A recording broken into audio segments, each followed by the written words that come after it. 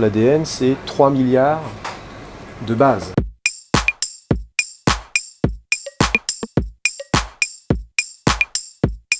Les assises de génétique humaine et médicale constituent le congrès le plus important concernant la génétique en France.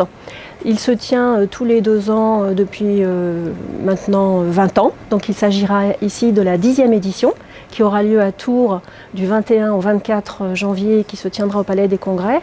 Il réunira cette année plus de 1500 participants, qu'il s'agisse de médecins, cliniciens ou biologistes, de chercheurs, de conseillers en génétique, de psychologues ainsi que d'autres professionnels impliqués dans la génétique médicale.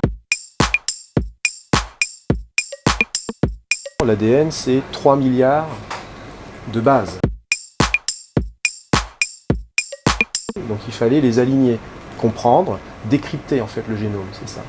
Donc au début des années 2000, on était dans la phase du décryptage du génome, donc comment se succèdent les 3 milliards de bases. Aujourd'hui, en 2020, avec un équipement qui tient sur une paillasse, comme ça, vous pouvez décrypter en une seule fois l'ensemble des 3 milliards de bases, donc alignées, séquencées pour un individu. Donc ça, c'est sur une échelle de 20 ans.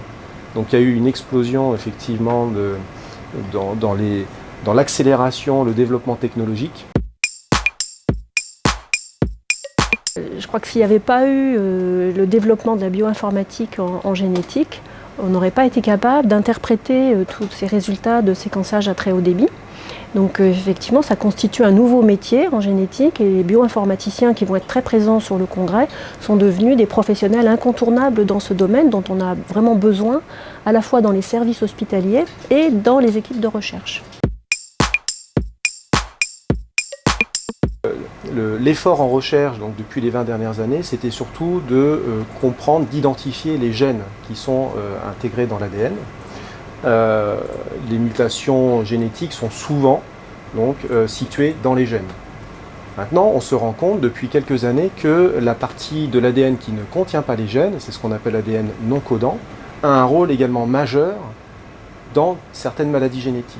Donc il y aura durant les assises donc, notamment quelques conférences sur le rôle et l'impact de l'ADN non codant dans la survenue des maladies génétiques.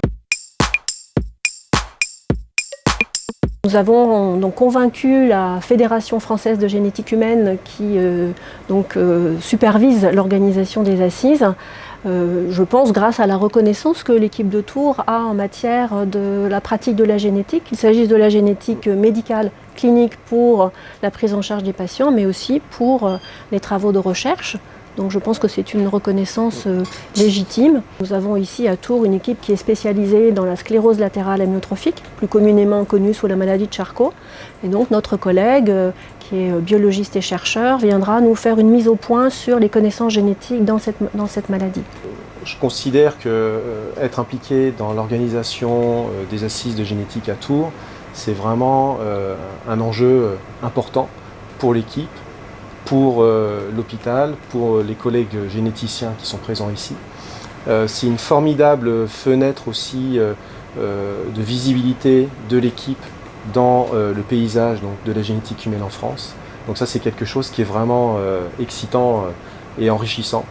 Et ça nous permet également, nous, de pouvoir aussi être en première ligne pour présenter, mettre en avant notre expertise, nos travaux, en particulier notre intérêt sur le travail des causes génétiques pouvant être impliquées dans les troubles dits du neurodéveloppement, comme l'autisme ou les déficiences intellectuelles.